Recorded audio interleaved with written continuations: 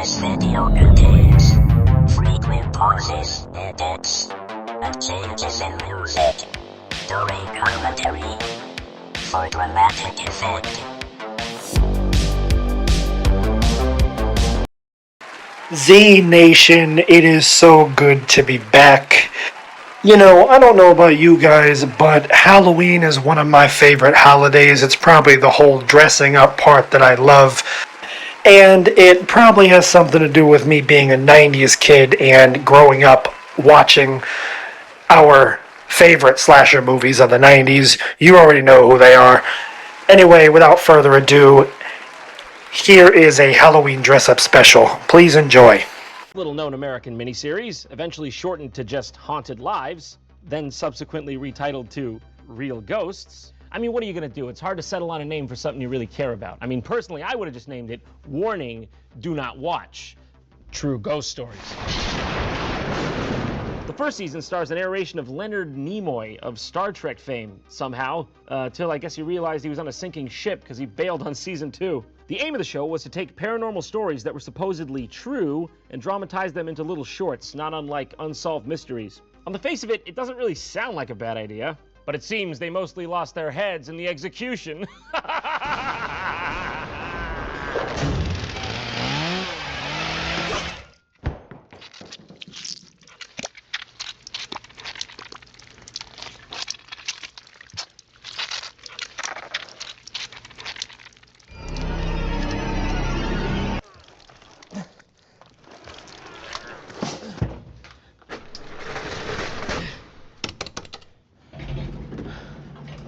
Going down. So, let's just get ready and dive right into this episode of Haunted Lives, shall we? This is going to be good. Reaching out from the world that lies. What is it with the doors in these shows about the spooky shit? They glide through the portals of our imagination. They shouldn't exist. They shouldn't even exist? That's a bit of a heavy statement. Listen, I understand they're spooky, but who are you to say that morally they should or shouldn't exist? Look, you've made that poor boy cry with your ideology. You proud of yourself? Well, we're off to a good start with that horrendous noise that has shattered my eardrums. When one thinks of ghosts, one imagines ruined castles or a lonely graveyard in the dead of night. But recently, psychic Sylvia Brown investigated a series of hauntings in a most unlikely location, an ordinary toy store in Sunnyvale, California. Well, you're not wrong. That's definitely not what I was expecting. Also, I think that is a ghost just in itself. This is a place in which they had lost, or reportedly had lost, 6 managers. So out of desperation, they called me and said, would you please come in because we think we have a ghost. How is this the first thing they went to? They're like, 6 managers have quit this Toys R Us within like a 3-month span. This place is fucking haunted. I can't believe there was a time like recently in the 90s when anyone would officially call a psychic for anything. Someone would still do that now, wouldn't they? They'd still do that now. And by the way, I thought this was just a dramatization at first, but I found out that that is actually renowned psychic Sylvia Brown playing herself. Everyone else is an actor in this whole thing, but Sylvia Brown is playing herself for some reason. Now, if you don't know who Sylvia Brown is, I don't blame you. During the 90s in America, she was this famous medium/psychic who claimed to be able to talk to heaven and angels via her spirit liaison, Francine. But don't worry, I've got good news for you. They were able to officially debunk her in 2002. They used an advanced method called looking up anything she said and finding out it was made up completely. I am just as shocked as you are. She's gone, honey. Do you know where she's at? Yeah, in heaven, on the other side. I've been kidnapped and I've been missing for 10 years and I'm here, I'm free now. Thank God they got to that in a timely manner, okay? You know, I remember hearing about this character Sylvia Brown back in high school. My grandmother used to watch a television show called Montel. She appeared on that show often, and it really played up her reputation. I personally remember watching her speak with audience members only for them to stare at her in total shock and awe as the facial expression of what the fuck filled all the way to their eyes. It was absolutely hilarious.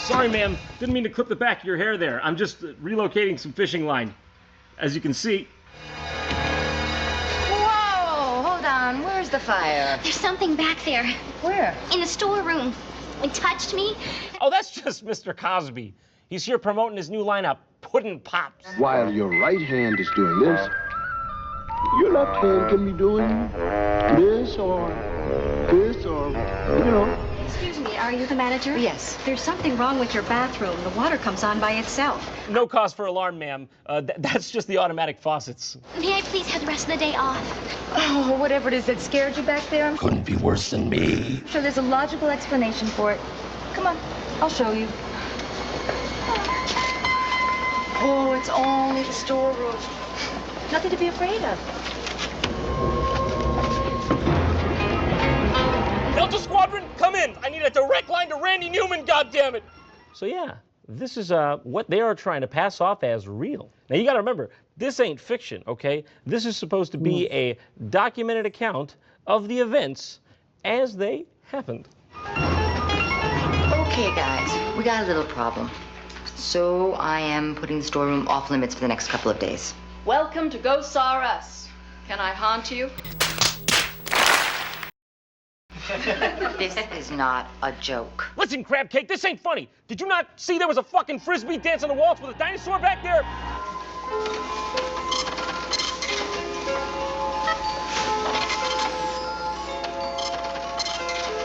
Yeah, sorry, kid. That's not gonna cover it, even with inflation. Haunted cash register, isn't it obvious?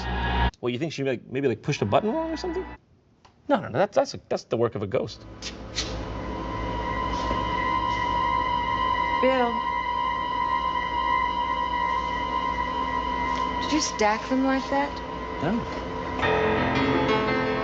And what about those, Bill? Did you stack them like that? Wow. Well, no, that's a hot mess. I'm not sure anyone's going to be able to tell what that is. Do you want to show the kind viewers out there? You want to show them what this is supposed to be? Still got you, though. Still fucking got you, though. We just found out some really interesting information. A long time ago, some people named Elizabeth and Martin Murphy lived here in Sunnyvale. They had this hired hand named Yanni Janssen. And all this stuff happened exactly where the store is now. Now, I'm wondering if you guys caught that, and if you didn't, here's a replay of it. Stuff happened exactly where the store is now. Now, unless JonTron himself edited out a decent amount of dialogue from the girl who was talking there, they actually skipped ahead without showing the video fast forwarding. It's like they cut out an entire scene and jumped ahead in dialogue and you didn't even really notice. All of what stuff happened? What happened? Am I the only one who noticed this? Just me? Am I crazy? She may even know who the ghost is. Oh, son of a bitch, get out of here, you pesky ghost. Trying to listen. From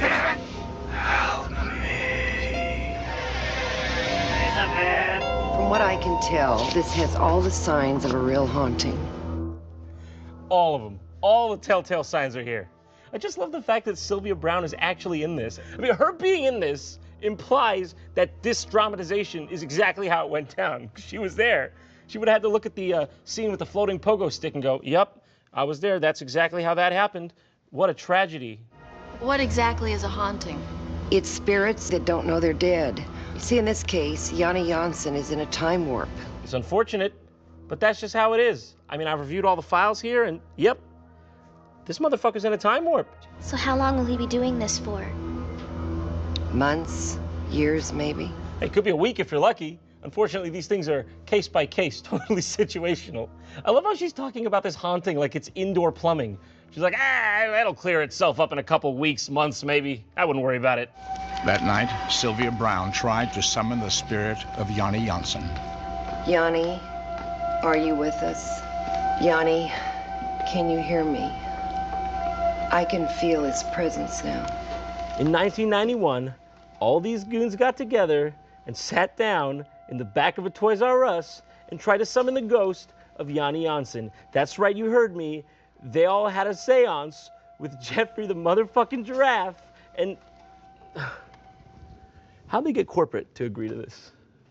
How? Come closer so we can see you. I come from the future to tell you that brick and mortar establishments will become unsustainable due to online retailers such as Amazon.com. You're looking for someone.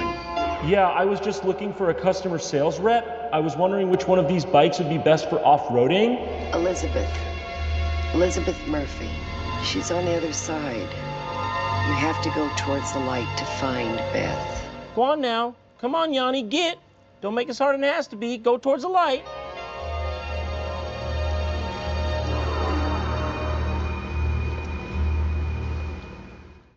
Huh. Well, that was easier than expected.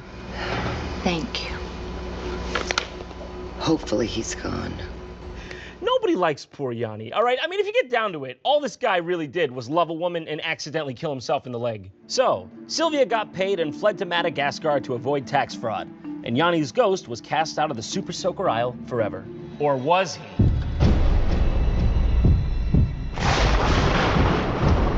I don't know.